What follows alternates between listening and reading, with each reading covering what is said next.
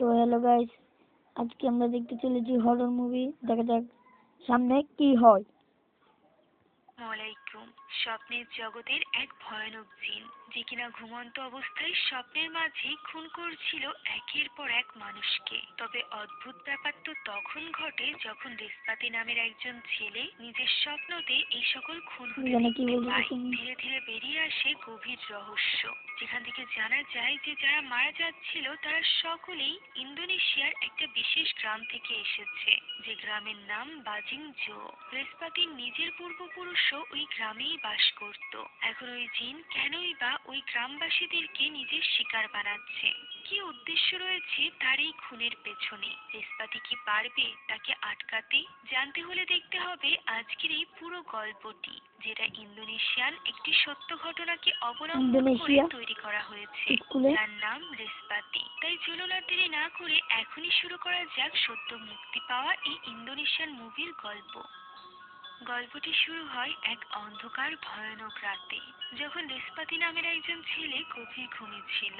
এমন সময় হঠাৎই সে তার মায়ের ডাক শুনতে পায়। তার মা দরজার কাছে দাঁড়িয়ে তাকে ডাকছিল। তার পিছে ছিল তার বাবা। তার বাবা এখানে তার মাকে ডেকে নিয়ে চলে যায়। এটা দেখে রেসপাতির ঘুম ভাঙে। সে ঘুম থেকে উঠে পুরো ঘরে তার বাবা মাকে খুঁজতে আরম্ভ করে। হঠাৎই এক পর্যায়ে তার পিছ থেকে কেউ যেন চলে যায়। পিছে ঘুরতেই দেখা যায় ভয়ানক ভাবে একটা জানালা খুলে গিয়েছে।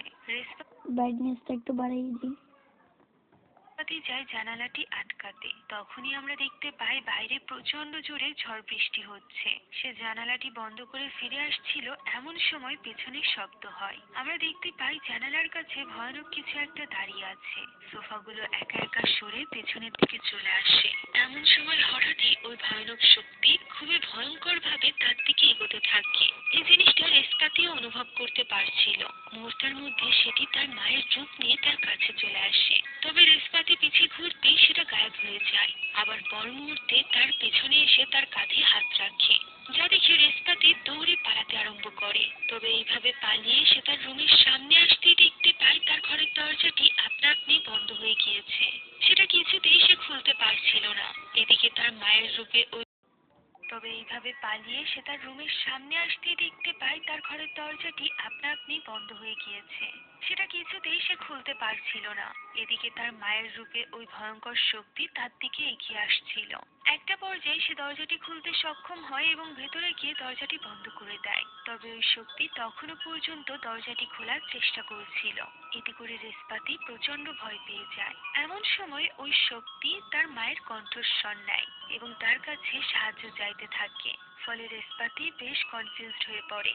সে দরজা খুলতেই যাচ্ছিল, এমন সময় তার ঘরে থাকা আলমারি থেকে আওয়াজ হয়। সেটার দরজা আপনা আপনি খুলে যায় এবং তার মধ্যে থেকে বেরিয়ে আসে ভয়ঙ্কর তার বাবার আত্মা, যা দেখে রেসপাতি দৌড়ে ঘর থেকে বের হতে যায়। তবে ঘরের দরজা খুলতেই সে চলে আসে একটা হাইওয়ে রাস্তায়, যেখানে ছিল একটা অ্যাক্সিডেন্ট করা গাড়ি, যার মধ্যে ছিল রেসপাতির বাবা মা। অর্থাৎ এরকমই কোনো একটা অ্যাক্সিডেন্টে তার বাবা মা মারা গিয়েছিল। এমন সময় আরেক রেসপাতি এসে বর্তমান রেসপাতির কলার চেপে ধরে এবং তাকে বলতে থাকে সে কেন সেদিন তার বাবা মায়ের সাথে মরে গেল না। এই ভয়ানক স্বপ্ন দেখে বর্তমানে রেসপাতির ঘুম ভাঙে। আমরা বুঝতে পারি বাবা মায়ের এই অস্বাভাবিক মৃত্যুতে সে প্রচন্ড ভেঙে পড়েছিল, আর তখন থেকেই তার প্রতিটা রাত কাটতো এরকম ভয়ানক স্বপ্ন দেখে। রেসপাতি তার দাদার সাথে থাকতো। ওই দিন স্কুলের জন্য সে যখন রেডি হয়ে বের হচ্ছিল, তখন তার দাদা একটা নিউজ দেখছিল, যে নিউজে বলা হচ্ছিল যে একজন মহিলাকে মৃত অবস্থায় পাওয়া গিয়েছে। বেশ কিছুদিন ধরে এই শহরে এরকম ঘটনা ঘটছে, ঘুমের মধ্যেই মানুষ মারা যাচ্ছে। এখন স্কুলে যাওয়ার জন্য রেসপাতি একটা বাসে উঠে বসে, যেখানে কিছু সময়ের জন্য তার চোখ লেগে যায়। চোখ মেলতেই হঠাৎ করে সে তার সামনে ভয়ানক কিছু দেখে চোখ বন্ধ করে বসে। আমরা দেখতে পাই তার সামনে ঝুলে ছিল তার বাবা মায়ের ভয়ঙ্কর লাশ, যারা কিনা তখনও পর্যন্ত তার কাছে সাহায্য চাইছিল। এরকম ভয়ানক স্বপ্ন সে প্রায় দেখত, আর এই স্বপ্ন দেখার ভয়েই সে ঠিকমতো ভাবে ঘুমাতে পারত না। ওই দিন ক্লাসরুমেও তার এই ভয়ানক স্বপ্ন দেখেই ঘুম ভাঙে। তার এই পরিস্থিতির ব্যাপারে একমাত্র তার বেস্ট ফ্রেন্ড তীর্থাই জানতো। তীর্থার ব্যাপারে বলতে গেলে সে খুবই দুষ্ট প্রকৃতির ছেলে ছিল। আমরা দেখতে পাই একজন গার্লফ্রেন্ডকে তার বয়ফ্রেন্ড চিট করছে, এই খবর দিয়ে সে তার কাছ থেকে টাকা নেয়। তবে অন্যের জন্য সে দুষ্ট প্রকৃতির হলেও রেশপাতির জন্য ছিল তার পরিবারের মতো। তাই তো সে রেশপাতির এই কন্ডিশন নিয়ে ভীষণ চিন্তিত ছিল। সে এটাও খুঁজে বের করেছিল যে গত কয়েকদিন যাবৎ এই শহরে যাদের মৃত্যু হচ্ছে তাদের ভাষ্য মতে একদিন আগের রাতেও তারা তাদের প্রিয় মৃত মানুষের সাথে দেখা করেছে, অর্থাৎ মৃত মানুষদের দেখলেই তাদের মৃত্যু হচ্ছে। তাই তো সে রেশপাতিকে নিয়ে এত বেশি চিন্তিত ছিল, কারণ সে তো প্রতি মুহূর্তে তার বাবা মাকে দেখতো। এমন সময় তাদের ক্লাসে টিচার চলে আসে, যার সাথে এসেছিল একজন নতুন স্টুডেন্ট। মেয়েটি নিজের পরিচয় দেয়, তার নাম হলো ল্যানি। ল্যানি এখানে জাকার্তা থেকে এসেছে এবং এই স্কুলে ভর্তি হয়েছে তাদের ক্লাসে। তবে অদ্ভুত ব্যাপার হলো ল্যানি খুবই অদ্ভুত ভাবে এক নাগাড়ে রেশপাতির দিকেই তাকিয়েছিল, যে ব্যাপারটা রেশপাতির পাশাপাশি তীর্থাও লক্ষ্য করে। এমনকি সে বেঞ্চে বসার পরও অদ্ভুত ভাবে রেশপাতির দিকেই তাকিয়ে থাকে। এই ঘটনার পর তীর্থা তার ব্যাপারে বেশ খোঁজ খবর নেয়, যেখান থেকে সে জানতে পারে ল্যানিকে তার গত স্কুল থেকে বের করে দেওয়া হয়েছিল, কেননা সে ক্লাসের মাঝে প্রায় পজেসড হয়ে যেত। এতে করে বাকি স্টুডেন্টদের পড়াশোনায় বেশ ব্যাঘাত ঘটছিল।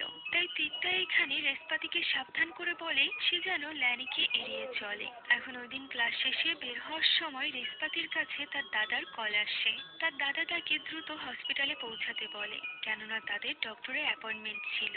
ডক্টরের কথা শুনতেই রেশপাতির যেন প্রেশার বেড়ে যায়, সে বাসে উঠেই সেন্সলেস হয়ে পড়ে। আমরা বুঝতে পারি ডক্টরের কাছে আসা তার একদমই পছন্দ ছিল না, কেননা ইনি একজন সাইকিয়াট্রিস্ট ছিল। সে শুধুমাত্র ঔষধ দিতে চাইতো না, বরং থেরাপি সেশনের মাধ্যমে তার ভেতরকার ওই ভয়কে দূর করতে চাইতো।